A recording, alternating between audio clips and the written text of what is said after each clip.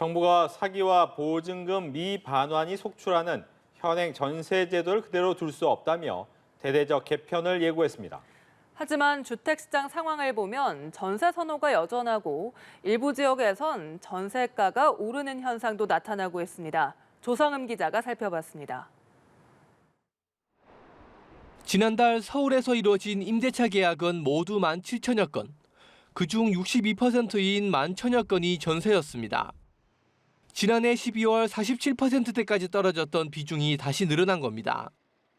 이런 상황에서 정부는 전세 제도에 대한 대대적 손질을 예고했습니다. 보증금을 금융권에 맡겼다 돌려주는 에스크로 제도 입 등 가능한 모든 방안을 고려 중이란 겁니다. 전세와 매매에서의 이것들이 서로 단절돼 있는 것이 오히려 사기나 주거 약자들에 대한 피해를 끼칠 수 있는 이런 부분을 막을 수 있는 방향으로.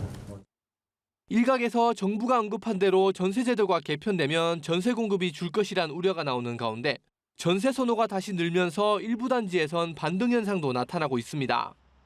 서울 강남구 대치동의 960세대 아파트의 경우 지난 3월 10억 6,500만 원이었던 전용 면적 97제곱미터의 전세가는 지난 5일 13억 원으로 2억가량 올랐습니다.